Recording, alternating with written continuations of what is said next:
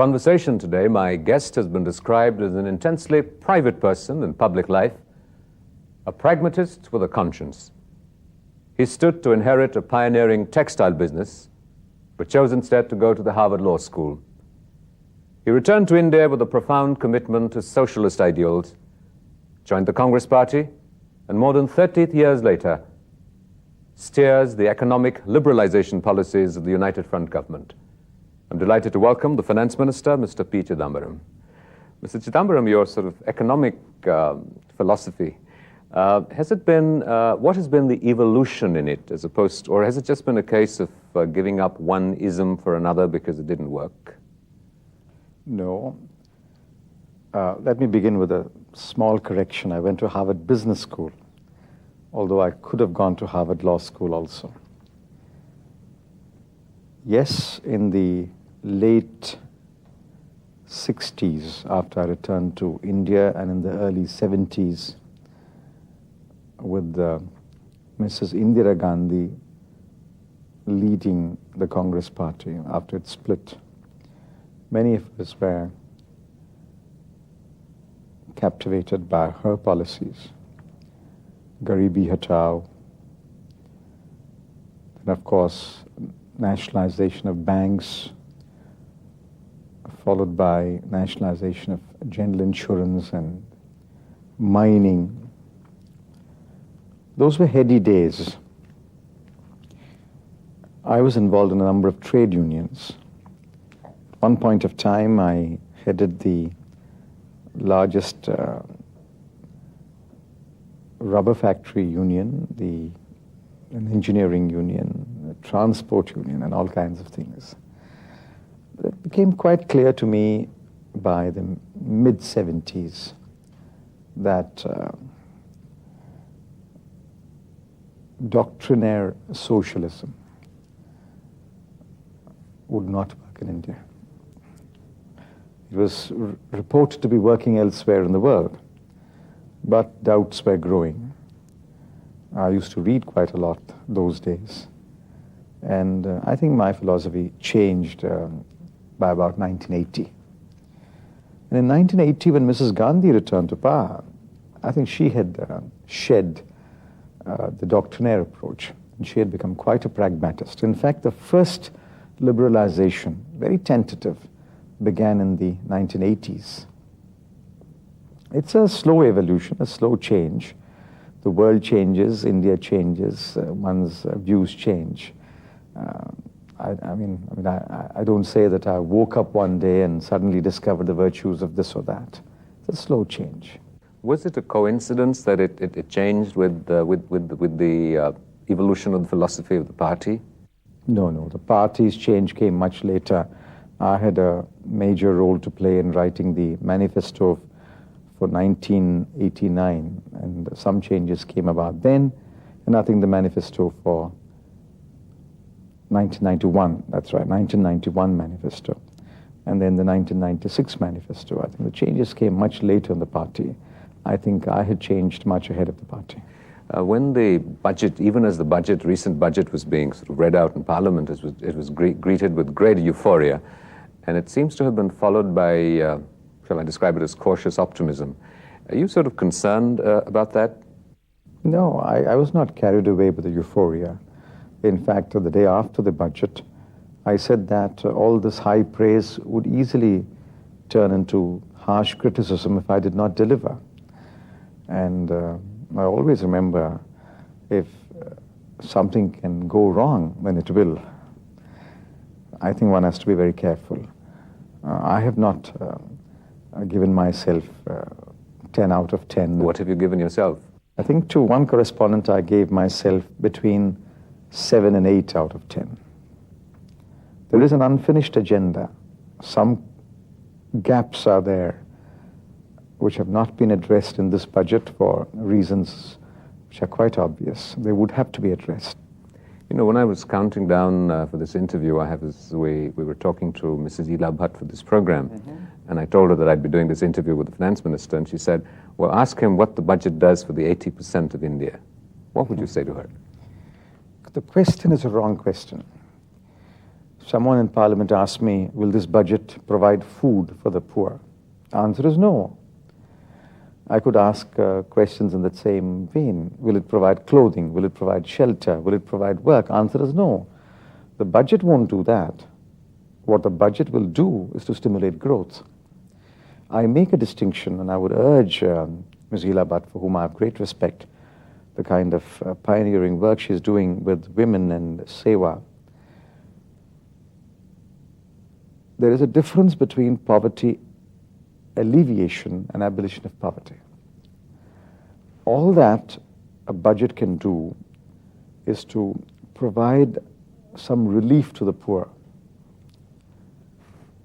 And that relief is necessary in terms of, say, subsidized food, in terms of some kind of housing for the very poor, Indira Awas Yojana, some subsidized food for the children, midday meal program, some old age pensions. Those can alleviate poverty, but poverty will not go. Poverty will go only when a man or a woman can produce goods and services, quote a price for the goods and services, earn an income, and then lift oneself out of poverty. That depends upon growth. A budget is not to be described as pro-poor or pro-rich. The only way to describe a budget is it pro-growth or anti-growth? My budget, I believe, is pro-growth. If I can sustain 7% growth over the next 3 or 4 years and attain 8% growth by the year 2000, you will find that a lot of poor people are benefited by that growth. Poverty will decline more sharply. Since 1950 or 60, when we started measuring poverty, when we measured it at about 54%, we're below the poverty line, and the latest Lakdawala formula, which says 36% are below the poverty line, the decline has been 18% over 3 or 3.5 decades. If we grow at 7% or 8%, you will find that the decline much sharper, and that will answer Ms. Hila Bhatt's concern for the poor. Mr. Chidambaram, you mentioned that by the year 2000, you will be able to steer the country to a growth rate of 8%. Are you reasonably certain that the United Front government will last that long? I complete my work every day. I clean my desk before I go home. I'm not thinking of the United Front government. I'm talking about the government of India. Whatever government is there in Delhi, it is the government of India. I believe there is a duty on the part of that government to sustain a 7% growth and aim for an 8% growth. There's a good chance that the UF will continue its full term. If it does, it should do precisely what I said any government should do. Would you care to speculate on what the sort of other political scenarios might be? Very difficult now, because alliances are becoming more and more opportunistic. I don't wish to name parties, but it's quite clear that the greed for power is a dominant motive of all political parties. What I find very reassuring is the emergence of regional parties. These regional parties are led by strong grassroots politicians, very pragmatic, work-oriented, pushy, and concerned only about growth, with, of course, concerns about social justice also. If this trend is, say, continues for the next few years, then I think that any government in Delhi, whether led by a big party or led by a small party, would have to rule India only with the support of the regional parties. The flavor of government in India will be determined by the regional parties. We interviewed Lee Kuan Yew in this program some time back, and he said that one of the compromises that every politician has to make are the promises that he makes to the people to get elected, which he usually knows he's not going to be able to keep. Do you find that the fact of being in the kind of politics we have in India is sometimes compromising for you? I don't make any promises to my electorate.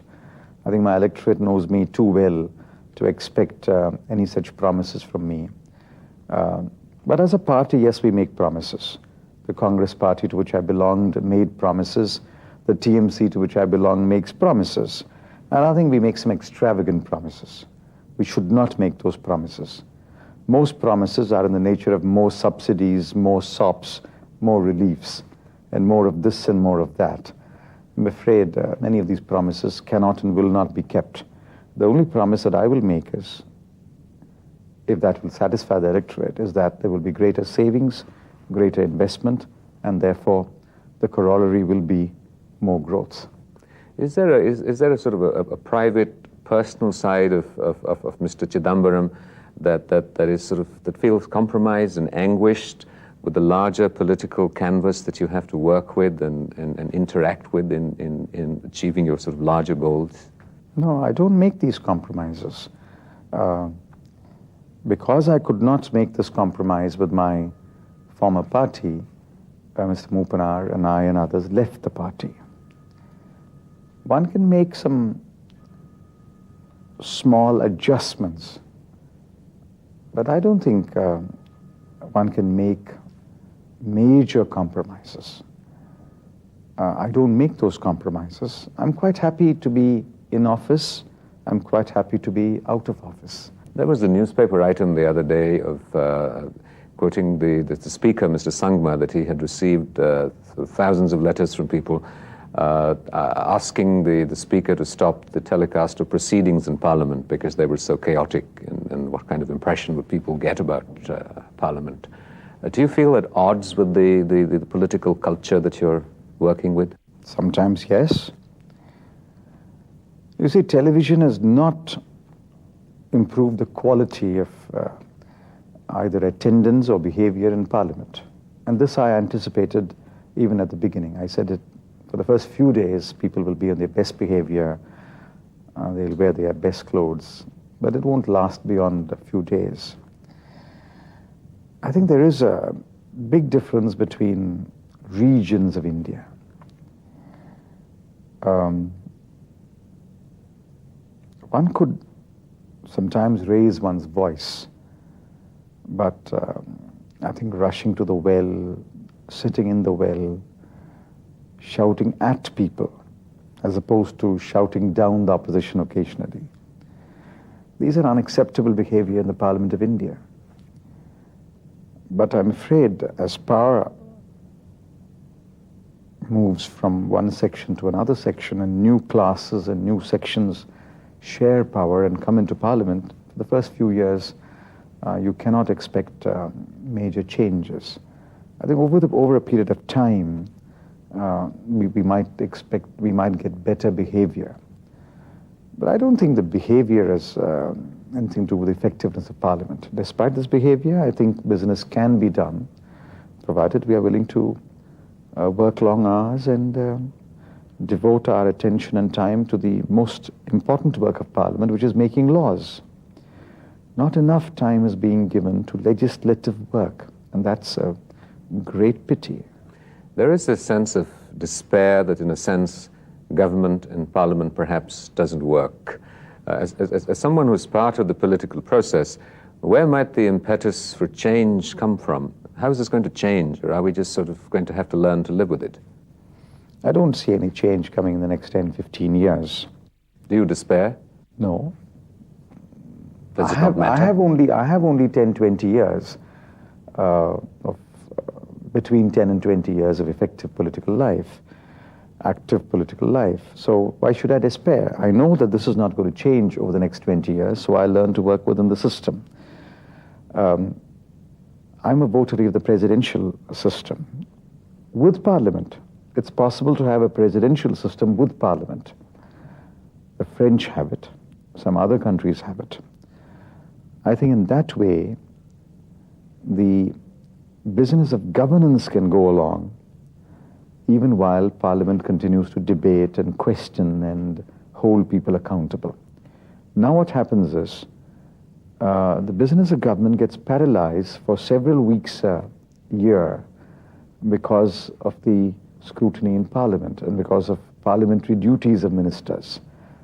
There are, well, I don't know how many takers there are for my view, but let's see. There is also the fear that, and the concern that with all these investigations that are taking place into politicians and businessmen, that there's a great deal of fuss and noise when the investigations are done and people are arrested and put into prison, and then nothing happens.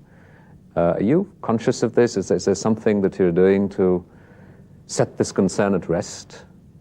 See, we are a punishment-free society.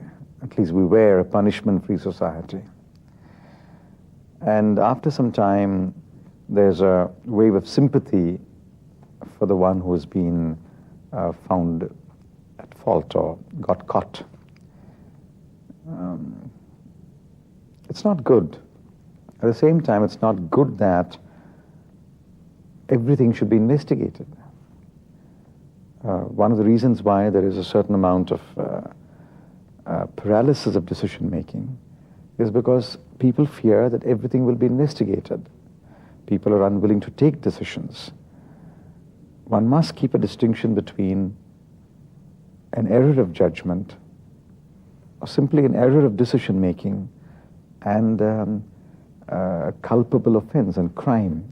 That distinction is not clear to most people. Here was a young Chidambaram, a lawyer who goes to Harvard Business School, who stands to inherit a family business. What prompts him at that time to join politics? Oh, it was not a very big business. It's a modest business, and there were other members of the family. And I thought it was rather crowded. So I decided not to join business and try my fortunes in law. I always enjoyed law. I was a good student in law college in Madras, and I enjoyed returning to law. And within 2-3 years, I built up a reasonable practice and a substantial practice in about 6 or 7 years. Politics was, I think, always in the air, in the sense that I was very attracted to politics. I was a very close follower of political events. But what was the facet of politics that drew you? I mean, well, at that time, it was an opportunity to change, and change was in the air. Indira Gandhi was leading a new party. She had a very attractive program. One believed that one could change the face of India that way. A lot of young men and women joined politics at that time, along with me. Many of them have simply returned to their respective vocations or jobs. Those were heady days. 1969-70 were very heady days. But once you're in politics, I think it's very difficult to withdraw, very difficult to retreat. Who were some of the major personalities that sort of impacted you and were a turning point in your life? We know of your proximity and being a member of the Rajiv Gandhi's team. Indira Gandhi, for her courage and her confidence in herself. I knew her personally. She was fond of me. And so I mean, I admired her greatly. Then, of course, there were some other leaders of Tamil Nadu. Each one an influence in his own way. But then, of course, came Rajiv.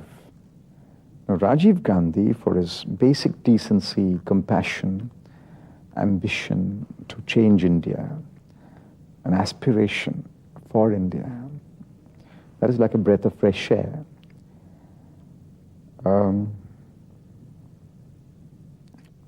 I was very impressed by the way Dr. Manmohan Singh almost single-handedly turned India in another direction. It's easy to say that he acted out of compulsion, but even if some people are compelled by circumstances or otherwise, they don't act. Dr. Manmohan Singh did act, and I was small player in that team at that time.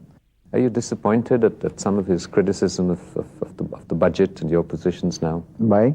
Dr. Manmohan Singh? I'm not disappointed. I was a little surprised by one or two criticisms.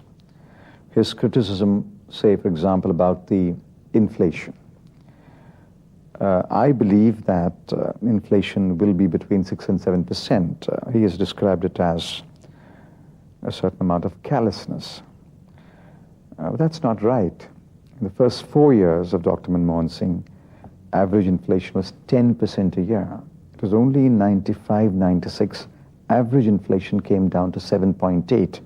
And in 96, 97, my first year, average inflation will be 6.8 or so. But some inflation is inevitable if you want growth. So I'm a little surprised. But I don't question his intentions. It's quite possible that he himself has changed in 5 years. That in the first 4 years, while the structural adjustments were being made, he was more for growth. And now perhaps in the last year at least, and maybe the last couple of years, he turned more of a monetarist. It's quite possible. I myself would describe my position as sort of a middle-of-the-road position. I'm not a total monetarist, nor do I reject monetarism. I would be quite happy with 6 to 7% inflation and a 7+% growth for the next 2-3 years. But thereafter, I'm convinced we should aim at 8% growth and inflation should be about 5% or so.